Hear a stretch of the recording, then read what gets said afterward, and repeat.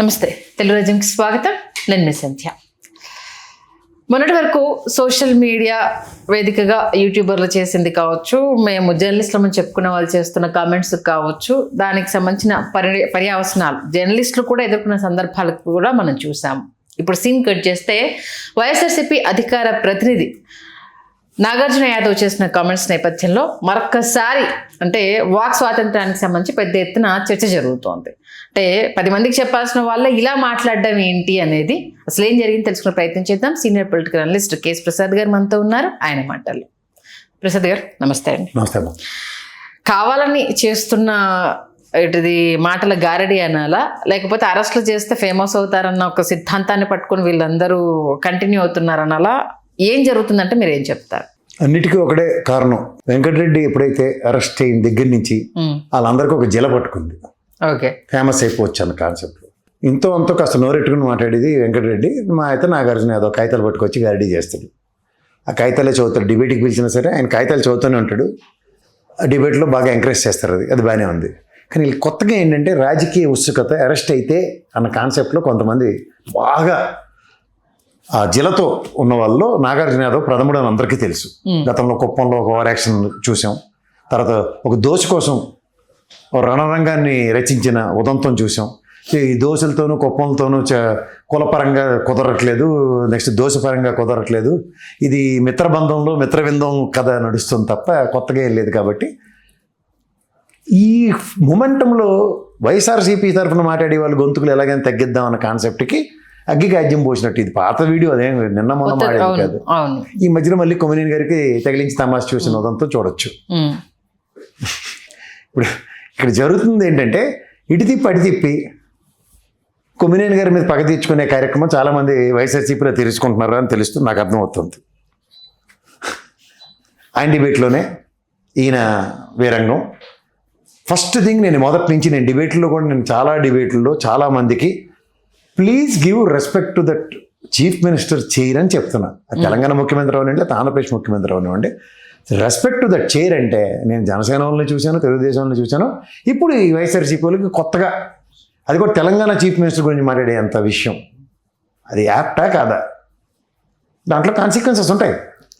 జగన్మోహన్ రెడ్డి గారు ఏటీ చేయలేదు కాబట్టి మేము ఆంధ్ర వాళ్ళ చేయరని భ్రమంలో ఉండకండి. లేదా అలా డాక్టర్ గారికి మాస్క్ లేదనే విషయాన్ని ఒకసారి రీకలెక్ట్ చేసుకోండి. పోలీస్ వ్యవస్థ ప్రతిస్పందించింది దేనికి? ఎంతమందికి తెలుసు ఆ విషయం? అలా బాలకోటయ్య గారు వీళ్ళందరూ వచ్చి ఏదో మా కులపోడు కాబట్టి అలా ఎగేసుకుని తెలుగుదేశానికి అనుగుణంగా ప్రవర్తించారు. కానీ ఆయన నరేంద్ర మోడీని, జగన్మోహన్ రెడ్డిని, చైర్లని తిట్టాడు కాబట్టి కాన్సిక్వెన్స్ ఆయన ఎదుర్కొన్నాడు పోలీసు పరంగా. తాగి ఆయన భావావేశంలో ప్రదర్శించిన తీరుకి పోలీసులు అతను అరెస్ట్ చేశారు. దేనివల్ల? తాగినందుకు కాదు, ముఖ్యమంత్రి గారు నిన్ను, ప్రధానమంత్రి గారిని దుర్భాషలాడినందుకు. ఇది ఒప్పుకోరు ఎవరున్నా. ఓన్లీ ముఖ్యమంత్రి గారిని మాత్రమే దుర్భాషలాడారు కాబట్టి సుధాకర్ మీద కక్ష కట్టారు, అంతే. అదేంటది? ఇప్పుడు అక్కడక్కడ పోస్టర్లు అంటించిన దానికి ప్రధానమంత్రి మోడీ గారు తరఫున చర్యలు లేవా? హోంశాఖ మంత్రి ఇవన్నీ గమనిస్తున్నారు కదా. వీళ్ళేం అతిథులు ఎందుకు అయిపోతారు? చట్టం దాని పని అది చేస్తోంది, చేయనివ్వండి. మధ్యలో దూరకండి ఎవరి వల్ల కాదు ఇది. ఇందులో వాక్ స్వాతంత్రాలకి వాళ్ళకాడికి ఏం వచ్చిన నష్టాలు ఏం లేవు, అందరికీ వాక్ స్వాతంత్రాలు ఉన్నాయి. కానీ ముఖ్యమంత్రి చైర్ని కూడా రెస్పెక్ట్ చేయం అన్న కోణంలో ప్రదర్శిస్తే ఇలాంటివి తప్పు. ఓకే, ఏంటి ఒక అధికార ప్రతినిధి అయితే? అధికార ప్రతినిధి అయితే ఏమన్నా 2 కొమ్ములు ఉంటాయా? పార్టీలు ఏం చెప్పమనండి, ఉండని చూద్దాం. అధికార ప్రతినిధి మా పార్టీ మాకు ఇచ్చిన లైన్ అని ఎవడైనా డిబేట్లో కూర్చొని మాట్లాడమని చూద్దాం. ఎనీ పార్టీయా లేకపోతే వైఎస్ఆర్సీపీ మా మాట లేకుండా చెప్తున్నా. ఇది మా పార్టీ లేని కూర్చొని మాట్లాడమనండి, నేను డిబేట్కి సిద్ధంగా అడుగుతున్నాను. వైఎస్ఆర్సీపీ వల్ల ఎందుకంటే పార్టీ లేని వాళ్ళకి ఎవరు గుడ్డే చైర్లో పడినట్టు వస్తారు. అట్లా ఆటలో అరటి పండ్ల ఈ పవన్ కళ్యాణ్ దొరుకుతాడు, ఆ చుట్టే కథకాలు నడుస్తుంది. ఇంకో సబ్జెక్ట్ ఉండదు వాళ్ళ దగ్గర. ఈ మధ్య మీరు విభేదించడానికి ప్రధాన కారణం కూడా అదే కదా? అంతే కదా. ఎండ్ ఆఫ్ ద డే నేను విభేదించడం కాదమ్మా, ఇన్ జనరల్. ఇప్పుడు బొగ్గన రాజేంద్రనాథ్ రెడ్డి గారు ఉన్నారు, ఆయన మాజీ ఆర్థిక మంత్రి. ఆయనతో ప్రతి మంగళవారం ప్రెస్ మీట్ ఎందుకు పెట్టించారు వైఎస్ఆర్సీపీ వాళ్ళు? లెక్కల గురించి మాట్లాడాల్సిందే. ఎందుకంటే బడ్జెట్లో ఆయన ఊరికే శ్రీలంక అయిపోయింది, ప్రతి మంగళవారం ఆయన సంచెట్టుకుని వెళ్ళిపోతున్నాడు. ఎంత అవహేళన చేసిన ఈ ప్రభుత్వం ఇవాళ ఎంతమ్మా 3,60,000 కోట్లు అప్పు చేసి కూర్చుంది పూర్ణకుంభం. రాష్ట్ర చరిత్రలో జగన్మోహన్ రెడ్డి 5 సంవత్సరాలు కరోనా పాండమిక్లో కూడా చేసిన అప్పుకి డ్యూట్గా 3,60,000 కోట్లు అప్పు చేసి కూర్చుంటే ఎన్ని ప్రెస్ మీట్లు పెట్టి ఎన్నిసార్లు శ్రీలంక అయిపోయిందని చెప్పాలి, ఎన్నిసార్లు జింబాబే అయిపోయింది, ఎన్నిసార్లు ఉగాండా అయిపోయిందని చెప్పాలి మనకి. ఎక్కడైనా జరుగుతుంది అది? ఒక గురుడు అమర్నాథ్ గారు ఉంటాడు అక్కడ, మాట్లాడతాడు. మాజీ industrialist minister of industrial affairs నుంచి ఇన్ఫర్మేషన్ తీసుకొచ్చి వీళ్ళు చెప్తున్నవన్నీ అబద్ధాలు, ఒక్క ఇండస్ట్రీ రాలేదు, ఇది డేటా అని ఎందుకు ఎక్స్ప్లెయిన్ చేయండి? ఎందుకంటే మా మేకప్ మీద ఉన్న కాన్సన్ట్రేషన్ దేని మీద ఉండదు కదా. అడ్వైన్స్ చెప్తా నాకెందుకంటాను. నేను సాధారణంగా ఈరోజు విశ్లేషకుడిగా ఉన్నానంటే కొంతమంది అధికార ప్రతినిధులు, కొంతమంది విశ్లేషకుల్ని చూసి టీవీలో కంటిన్యూస్గా ఫాలో అయ్యి ప్రభావితమైన వ్యక్తిని నేను. ఉదాహరణకి ధూళిపాలి నరేంద్ర, పయ్యవల కేశవ, రేవంత్ రెడ్డి గారు, వీళ్ళ డిబేట్లు చూడండి. ఒక్క పొల్లు మాట ఉండేది కదా. ఇప్పుడు ఆయన అధికారం వచ్చిన తర్వాత రేవంత్ రెడ్డి గారు ఇలా మాట్లాడుతున్నారేమో, కానీ ఆయన ఒకప్పుడు టీవీలో కూర్చొని మాట్లాడుతుంటే ఆరాటరీ స్కిల్స్కి పిచ్చెక్కిపోయేది. ఒక హరీష్ రావు గారిని తీసుకోండి. హరీష్ రావు గారు మాట్లాడుతున్న దానికి పోలీసులు ఎత్తుకెళ్ళి సాయంత్రం వదలట్లేదు ఆయనకన్నా తీసిమారు కనలేటి వీళ్ళు అధికార ప్రతినిధులు కాదు కదా. మరి ఎందుకు ఈ ఓవర్ యాక్షన్ నాకు అర్థం కాదు. ఒక పక్క ఖచ్చితంగా పార్టీకి గలవనిపించవలసిన వీళ్ళే అడుస్తూ ఒక్క నెల కాలు కడగనేలా అన్న సామెతకి పరిమితం అయితే ఎట్లా? వీళ్ళు ఒక సబ్జెక్ట్ని పార్టీ పరంగా వాయిస్ కూర్చోబెట్టి ఛానల్లో కానీ ఎక్కడైనా సరే పబ్లిక్ బాహుళ్యాల్లో మాట్లాడవలసిన వీళ్ళు, మేము అరెస్ట్ అయిపోతాం, సింపతీలు వస్తే గుంటూరు మళ్ళీ ఎంపీ టికెట్ నాకే ఇస్తారు అన్న దిక్కుమాల ఆలోచనలు ఉంటే ఏం చేయాలా? ఇది ఏమైనా గాంధీ వారసత్వాన్ని పొంగి పుచ్చుకొని అరెస్ట్లు అవుతున్నారా? అడ్డమైన పేలాపంలో పేర్లు ఎందుకు? అవునా కదా? ఖచ్చితంగా. ఎందుకంటే ఇప్పుడు జనాలు చూస్తున్నారు కదా. ఇప్పుడు ప్రతి అంశానికి సంబంధించి పొలిటికల్గా ఎంత చర్చ జరుగుతుందో జనబాహల్యంలో కూడా అంతే చర్చ జరుగుతుంది. జరగకుండా ఎలా ఉంటుందమ్మా? అడ్డమైన చేత మాట్లాడిసిపోతే ఎలాగా? నేను నా డిబేట్ ఒక ఇన్సిడెంట్ చెప్తాను నీకు. నేను ఒక చేప ఎరేస్తా చూడు, అలా వేసాను. ఏది పవన్ కళ్యాణ్కి ఉపా చీఫ్ ఎందుకు వచ్చి కలిసాడని వేస్తే, ఉపా చీఫ్ కాదు నార్కోటిక్ అధినేత వచ్చి కలిసాడు. అది కూడా ట్రాప్కి దొరికి అక్కడ ఆర్గ్యుమెంట్ ఏమైంది నాకు, అతనికి సింపుల్గా చెప్పాలంటే జనసేన అతనికి నాకు, బాబు నార్కోటిక్ చీఫ్ హోంమంత్రి గారిని కానీ లేదా గౌరవ ముఖ్యమంత్రి గారి దగ్గర లా అండ్ ఆర్డర్ ఉంది కాబట్టి, ఎందుకంటే మనకి అరణ్య ప్రాంతం ఎక్కువ ఉంది కాబట్టి అక్కడ పోలీసు వ్యవస్థతో ఈ పాకెట్స్ నుంచి మనకి గంజాయి సాగు అవుతుంది కదా, అరెస్ట్ చేయాలని ఆయనకి చెప్తాడా, అటవీ శాఖ మంత్రికి వెళ్ళి చెప్తాడా? నాకు అర్థం కాలేదండి కోణంకి. అతను ఆన్సర్ లేక ఓకే అతను నా మీద అదేది ఫేస్బుక్లో వీడియో పెట్టాడు నన్ను తిట్టుకుంటూ. దానివల్ల ఏం లాభం? లాజిక్ ఇప్పుడు అలా కాదు, నాకు లాజికల్గా నేను అతనికి ఖచ్చితంగా డిబేట్లో ట్రాప్ అయ్యింది దొరకరు అంతే కదా. బుల్డోస్ చేసుకెళ్ళిపోతున్నారు. మోడరేటర్ మీకేంటండి అని నన్ను అడుగుతుండే. నార్కోటిక్ చీఫ్ గారు అబ్బాయి పెళ్లికి పిలిచాడంటే అది నాకు అభ్యంతరం లేదు, కానీ ఒక రాష్ట్రంలో సంబంధించిన ఒక లీగల్ ఇష్యూస్ నార్కోటిక్ సంబంధించిన అంశాలని అటవీ శాఖ మంత్రి చర్చి నేను ఒప్పుకుంటాను, పర్యాటక శాఖ మంత్రి చర్చి నేను ఎందుకు ఒప్పుకుంటాను? మీకేంటండి సంబంధం? నన్ను అడిగితే అదే సమాధానం ఎలాగే ఉంటుంది. హోమ్ మినిస్టర్తో కదా చర్చించాల్సింది. అదర్వైజ్ ముఖ్యమంత్రి గారు హోమ్ మినిస్టర్ గారి తర్వాత తీసుకున్నాక లూప్ హోల్స్ ఉంటే అప్పుడు అటవీ శాఖ మంత్రికి మీ దగ్గర నుంచి గౌరవ ముఖ్యమంత్రి గారు డెలిగేట్ చేస్తారు. అటవీ శాఖలో ఈ విధమైన పాకెట్స్ ఉన్నాయి, మీరు ఫారెస్ట్ డిపార్ట్మెంట్ అలర్ట్ చేయండి, హోంమంత్రి గారితో సహకారం తీసుకోండి, ఎక్సెస్ పోలీస్ ఫోర్స్ ఇస్తామంటారు. ఇది దీనికి డిస్కషన్ ఉంటుందా? మళ్ళీ అభ్యర్థించుకోవాల్సింది హోంమంత్రి గారిని, ముఖ్యమంత్రి గారినే కదా. ఎక్కడి నుంచి ముందుకు వస్తారా? ముందు నుంచి మెట్ల గారు బయట, కింద నుంచి పైకి. ఇది మాట్లాడితే బాధ వస్తుంది వాళ్ళకి. అంటే ఏంటండి, అధికార ప్రతినిధులు వాళ్ళ తీరుతెన్నులు చెప్తున్నా, వీళ్ళు మనల్ని తిట్టడానికే టైం వేస్ట్ చేసుకుంటే ఎట్లా? జనాలను ఎడ్యుకేట్ కదా చేయాల్సింది. దట్ ఈస్ దర్ రెస్పాన్సిబిలిటీస్ డివేట్ అయితే. ఎందుకంటే మీ పార్టీ మిమ్మల్ని రిప్రజెంట్ చేస్తుంది, అంటే అన్నింటికీ వాళ్ళు రియాక్ట్ అవ్వలేక మీ తరపున జరుగుతున్న లెక్కలు ఏంటి, జరుగుతున్న తప్పులు ఏంటి, అసలు అక్కడ జరిగింది ఏంటి, జరుగుతున్నది ఏంటనే మీ ద్వారా వాయిస్ వినిపించాలని కదా. నేను ఇప్పటికి కూడా చెప్తున్నా, అధికార ప్రతినిధులకు ఓపుకుంటే పాత వీడియోలు ఎన్టీవీ డిబేట్లు కానీ TV9 డిబేట్లు కానీ చూడండి. సెన్సిబిలిటీ ఎలా ఉండేదంటే, నేను తెలుగుదేశం నుంచి ధూళిపాలి నరేంద్ర గారు, పయ్యవల కేశవ, రేవంత్ రెడ్డి గారు లాంటి అత్యంత ప్రముఖులు, అలాగే కాంగ్రెస్ నుంచి పాలడి వెంకటరావు గారు, రుద్రరాజు గారు, ఇలాంటి మహనీయులు. నేను ఎందుకు చెప్తున్నానంటే వాళ్ళ ఒరాటరీ స్కిల్స్తో ఏ రోజు తొట్టుపాటు పదం ఉండేది కాదమ్మా. నువ్వు కూడా సీనియర్ జర్నలిస్ట్గా అలాంటివి ఎన్ని చూసుంటాం మనం. మామూలుగా ఒకవేళ చిన్న మాట దొల్లినా కూడా వెంటనే చెప్పంగానే ఏంటిది we're getting goosebumps about their debates. అమ్మా చర్చలు. ఇప్పుడు ఉదాహరణకి నేను ఒక సమైక్య ఉద్యమం లేకపోతే విభజిత రాష్ట్ర తెలంగాణ ఉద్యమంలో ఒక అద్దంకి దయాకర్, రఘునందన్, దాసోశ్రవణం, అట్నుంచి తెలుగుదేశం నుంచి అతిరథ మహారాజు మాడుతుంటే ఎలా ఉండేవి డిబేట్లు? అద్భుతం సార్ అది. వాళ్ళు చెప్తూ సబ్జెక్ట్ అమ్మా అది. ధూళిపాలి నరేంద్ర మాట్లాడుతుంది రాష్ట్ర విభజన విషయంలో, లేదంటే తెలుగుదేశం ఔన్నత్యం గురించి మాట్లాడుతున్న విషయంలోనూ ఏ రోజు కూడా కాంగ్రెస్ కాంట్రడిక్ట్ చేయలేని సబ్జెక్టులు మాట్లాడేవాడు ఆయన. వేర్ ఇట్ కమ్స్ టు ఈయన పాలడి వెంకటరావు గారు, ఆయన అలా మాట్లాడుతుంటే నేను మా గురు సమానుడు ఆయన. కొంత అలాంటివి చూసి మనం నేర్చుకోవాల్సింది పోయి ఏంది అరే తురేలు ఇష్టం వచ్చినట్టు ముఖ్యమంత్రి చైర్కి రెస్పెక్ట్ ఉండేది కదా. అదే అసెంబ్లీ సమావేశంలో కూడా ఒక్క మాట నోరు జారిన దానికి తల్లి గర్భం అన్న మాట దానికే రాజశేఖర రెడ్డి గారు లాంటి గొప్ప వ్యక్తి విరమించుకోడు ఆ పదాన్ని. ఎక్కడైనా జరుగుతున్నాయి అలాంటివి. ఈ మధ్య ఇంకా నేతలే తిట్టుకుంటున్నారు కదా సార్.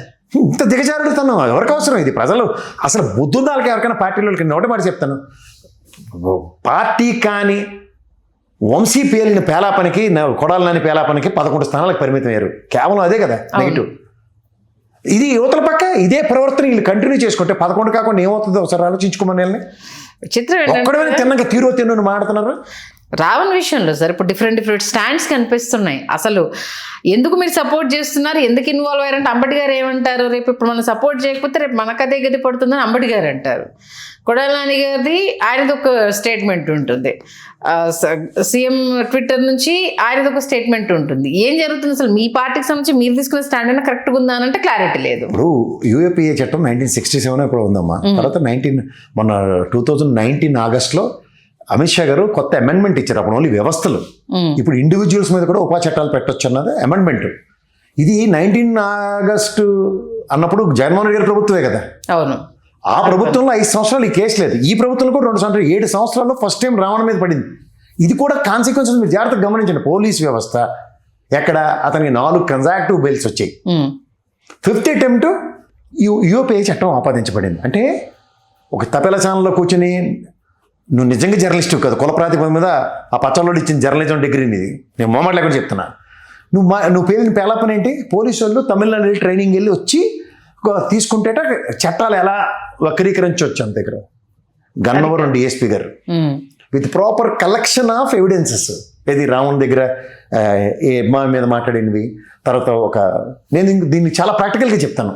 నేను యూనివర్సిటీలో చదువుకున్నప్పుడు మాతో పాటు ఉండేవారు. సడన్గా మా ఫ్రెండ్స్ని ఓ రోజు పోలీసులు వచ్చి రాత్రి అరెస్ట్ చేశారు. అర్థం కాలేదు మాకు ఏంటంటే వాడి దగ్గర విప్లవ సాహిత్యం ఉంది, రాడికల్ భావజాలంతో ఉన్నాడని.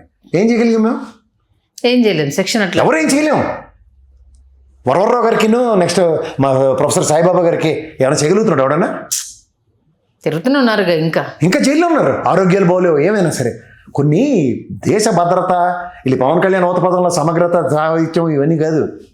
దానికి ఉన్న సౌరానిటీని జస్టిఫై చేయడానికి కొన్ని చట్టాలు ఆ పరిధిలో విప్లవాత్మకంగా బిహేవ్ చేసే వాళ్ళని నిరోధించడానికి ఆ చట్టాలను పెట్టారు. ఇప్పుడు అట్లా అంటే ఇప్పుడు ఉదాహరణకి నేను మాట చెప్తాను, దీన్ని కనెక్టివిటీ సార్ డిబేట్లో చూశాను. మరి అలా అనుకుంటే జల్సా సినిమాలో పవన్ కళ్యాణ్ గారు నక్సలైట్గా యాక్ట్ చేశారు కదా, మరి దాన్ని ఏ పరిధిలోకి తీసుకోవాలంటూ క్వశ్చన్ చేశారు. Is it relevant sir seriously? ఒక విషయం చెప్తాను, చిన్న విషయం చెప్తాను. ఈ మధ్యలో ప్రకాష్ రాజ్ తగిలింది తమాషా చూస్తున్నాడు అందరికి సినిమా పరంగా. ఆయన ఏంటి పని? ఉదాహరణకి ఒక యూట్యూబ్ రమ్మనండి, లేదా టీవీ డిబేట్లకి రమ్మనండి, ఆర్గ్యుమెంట్లు చేయమనండి, లేదా చేతనైతే ಇಲ್ಲಿ బ్రదర్ అనిల్ కుమార్ ఉపన్యాసాలు చెప్తారు కదా క్రైస్తవ సభలు పెట్టి, ఇంకోటి సతీష్ కలవర సతీష్ ఉపన్యాసాలు. వీళ్ళిద్దరికి షోలు ఏమైనా కాకులు ఎత్తుకెళ్ళిపోయాయి ముగ్గురికిన. ఆ రాధా మనోహర్ పేలిన అసందర్భ పేలాపనలకి జీసస్ క్రీస్తుని క్రైస్తవ సామాజిక వర్గాన్ని ఇష్టం వచ్చినట్టు మాట్లాడుతున్నాం. ఎందుకు వీళ్ళు ఉపా చట్టం పెట్టమని పోలీసులకు కంప్లైంట్ ఎవరు? నేను జడాశ్రవణ్ కూడా ఇదే విషయం అడుగుతున్నాను. ఇప్పుడు అసలు జడాశ్రవణ్ కూడా పెట్టలేదు కూడా కేసు. ఎందుకు పెట్టరు సార్? ఇది then it is applicable to Ravan. The same why can't it is applicable? ఎందుకంటే కాన్స్టిట్యూషన్ వైలేషనే కదమ్మా. 1975 కాన్స్టిట్యూషన్ అమెండ్మెంట్లో నేను పక్కా నా మత స్వేచ్ఛ ఉంది. నేను క్రిస్టియన్ మతం తీసుకోవచ్చు, నెక్స్ట్ చాలా కేటగిరికల్గా నేను ముస్లిం మతాన్ని తీసుకోవచ్చు. కానీ తీసుకోకపోతే నేను నోరు మూసుకుని ఆ మతాలను గౌరవించాలి. అది అమ్మ నీకు తెలుసు కదా, నేను రోజా చేస్తానని. అడుగు మీ ఆఫీస్లో. నేను ఆ నెలల్లో మంచిలు కూడా తాగను. నేను ఎందుకు? నాకు గౌరవం, అది గౌరవించవలసిన బాధ్యత ఉంది. నా ముస్లిం సోదరులు నాకు మిత్రులు ఉన్నారు. ఎందుకు సార్ ఇప్పుడు మా వైపులా ఇప్పుడు మొహరం వస్తే మేము ఇంట్లో నుంచి మట్టిలు తీసే వాళ్ళు ఉన్నారు, ఏంటిది వాళ్ళలాగా మట్కీలు అవి తీస్తారు. ఇంటికి పీరీలు ఇవి ఉంటాయి కదా, అవి వచ్చినప్పుడు వాళ్ళను ఏంటిది కాళ్ళకు నీళ్లు పోసి వాళ్ళని రిసీవ్ చేసుకొని దండం కూడా పెడతాం మేము. మా తెలంగాణలో నేను నా చిన్నప్పటి నుంచి చూసి బాయ్ బాయ్ అన్నట్టుగానే ఉండేది.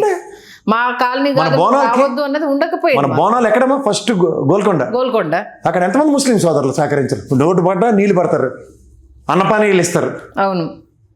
ఏమ్మా ఈ సంస్కృతి సాంప్రదాయాలు వాళ్ళందరితో రామ్ రహీం అని కలిపి ఉన్నాం మనం. ఎవరు తొట్టిగంగా వాళ్ళందరూ వచ్చి మన్నెత్తికి విచిత్రంగా మరి ఈ ఓవర్ యాక్షన్ బ్యాచ్ గురించి నేను చెప్తున్నా. When you do certain things constructively main you will never fires any consequences. అక్కడ కూడా ఏం లేదు నేను అంటుంది. వీళ్ళు ఎంతమందిని ప్రభావితం చేసే స్పీచ్లు ఇచ్చే వీళ్ళు సామాజిక వర్గం పట్ల, వాళ్ళ కులం పట్ల, మతం పట్ల బాధ్యత లేదా? ఇదేనా మీ రెస్పాన్సిబిలిటీ? మీలాంటి పెద్దలే పూనుకోకుండా చేయనంటే ఎవరు మాలాంటి చిన్నవాళ్ళు ఏం చేయగలుగుతాం? బాధ్యత ఉండక్కర్లే ఎవరికైనా, ముఖ్యంగా అధికార ప్రతినిధులకే. నేను మళ్ళీ రిక్వెస్ట్ చేసి చెప్తున్నా, please take a line from your respective parties, streak to that.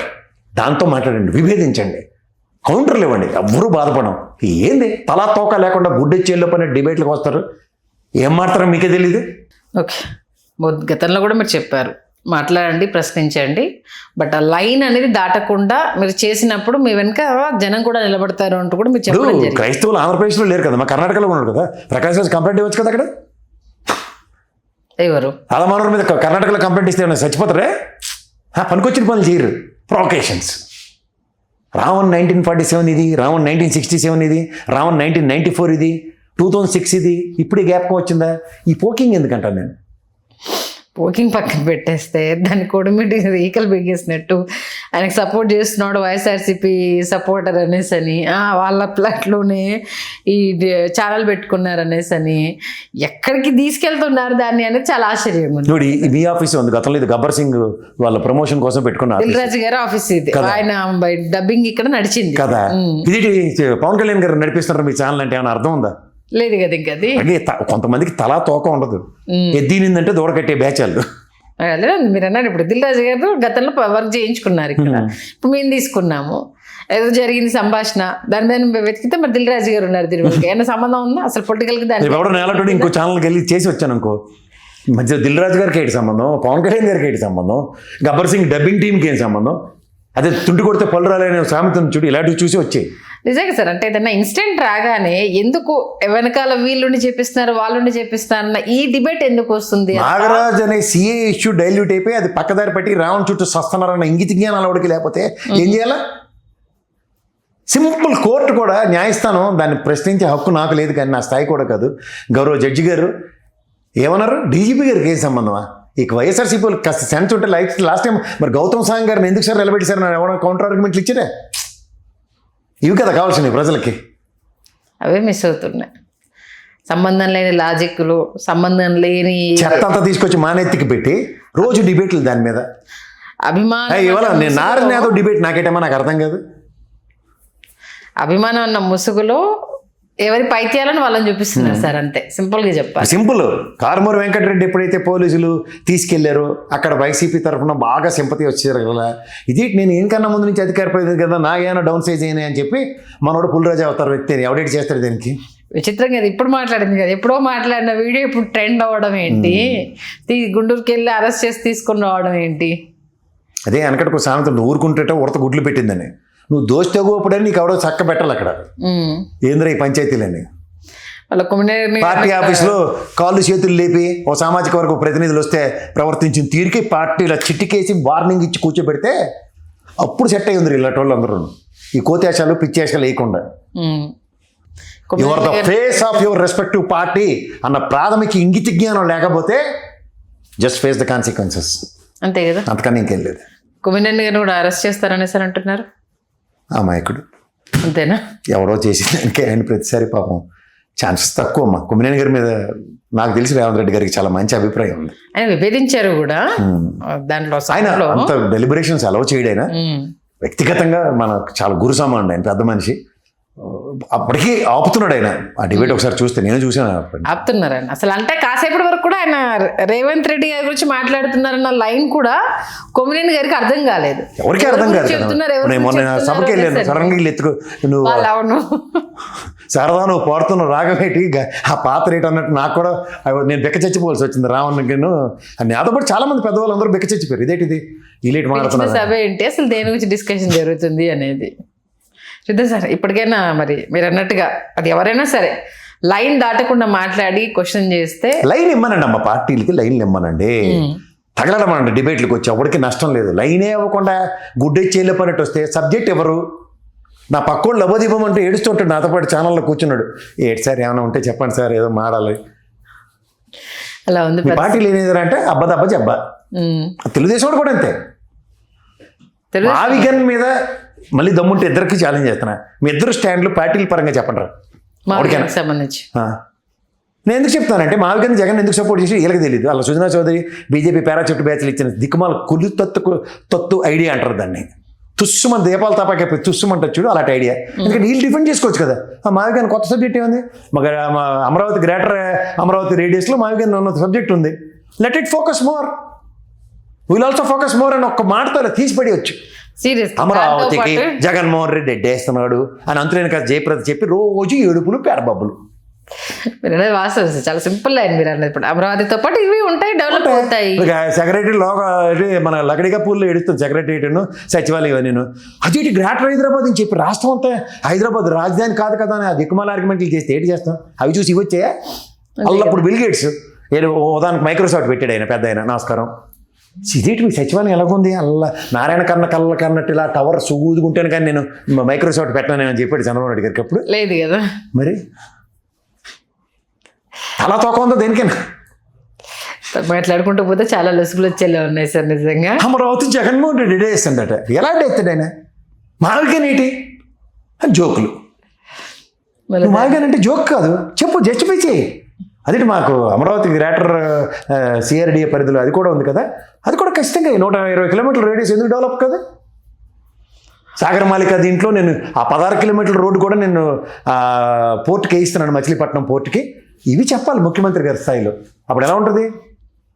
కౌంటర్కి అట్టి సమాధానం ఉండదు. అది ఒక హీటెడ్ డిబేట్.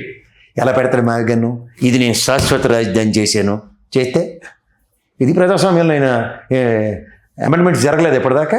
జరుగుతాయి కదా. ఆయన ఎలా పెడతారు 3 ప్రాంతాల్లో, ఆయన మాత్రం రాజధాని ఎలా పెడతారు చెప్పు? గతంలో ఆయనకి తెలియదు, అనుభవజ్ఞుడు. మనందరికీ జగన్మోహన్ రెడ్డి గారు అనుభవజ్ఞుడు. అలాగా విశాఖ క్యాపిటల్ అన్నాడు, తుస్. ఇక్కడ కర్నూలు అన్నాడు, తుస్. 2 గుండు సున్నా ఇచ్చారు కదా ఆయనకి. అమరావతి నేను ఉంచుతాను, ఇది కూడా క్యాపిటల్ అన్నాడు. ఏమైంది? అక్కడ కూడా గుండు సున్నాయి కదా. 3 ప్రాంతాలు ఆయన నమ్ముకున్న, ఆయన సిద్ధాంతానికి కట్టుబడిన వైసీపీ నాయకులు, కార్యకర్తలు, యాక్సెప్టెన్స్ ఏమైనా ప్రజలు, ఇవేవి ఆయనకి తెలియకుండా ఇంకో రాగం ఎత్తుకున్నాడు ఆయన మావిగనండి. రేపు మా ఎజెండా అదే అని అసలు అనౌన్స్మెంట్ చేయడము వచ్చమ్మా. ఇప్పుడు 2 కాళ్ళతో 3 ప్రాంతాలు వామనవతారం ఏంటిది? చూద్దాం సార్ ఎటువైపు అవుతుంది. ఎవరు కాదు, ఒక అన్నెసరీ డిబేటబుల్ టాపిక్ కాంది డిబేటబుల్ చేస్తే ఏం చేస్తారు? సందర్భం కాని టైంలో అసలు రేపు పొద్దున మళ్ళీ జగన్మోహన్ వచ్చి ఎస్ నాకు మావిగన్ ఈజ్ మై ఫ్యూచర్ ప్రాస్పెక్ట్, నేను అమరావతిలో ఇంక అప్పు చేసి నేను కట్టదలుచుకోలేదు, ఈ సిఆర్డిఏలో నేను ప్రభుత్వం ఆఫీస్ పెట్టినా దానికి అద్దె కట్టాలట, నాకెందుకు ఈ తలకాయ నొప్పి, నేను వైజాగ్లో డెక్ బిల్డింగ్ కట్టాను, 67 కోట్లు అయింది, 67 కోట్లు నా ప్రజాస్వామ్యంలో నా ఎంప్లాయీస్ కోసం నేను కట్టాను, టక్కన బిల్డింగ్ కట్టాడు అనుకో, ఎవరు కాదంటారు? అంతే కదా. లక్షల కోట్ల దగ్గర కోట్లలోనే అయిపోతుంది అంటే జై జగన్ అంటారు. అంతే కదా. వాళ్ళు హ్యాపీగా గొంతమ్మ కోరికలు కోరే ఎంప్లాయీస్ అందరూ ఉంటారు కదా, కదర్ చొక్కా బ్యాచ్లు, యూనియన్లు, వీళ్ళందరూ కూడా నోరు మూసుకుని పని చేస్తారు కదా అక్కడ, ఓవర్ యాక్షన్ మానేసి. అంతే రేపైతే గోరుతో పోయి దానికి అలా పరశురాముడు గొడ్డలి, లేదా రాజమౌళి సినిమాలో గొడ్డలు ఉంటుంది చూడు, ఆటలతో కొడతామని తిరుగుతుంటారు. టైం వేస్టేనా?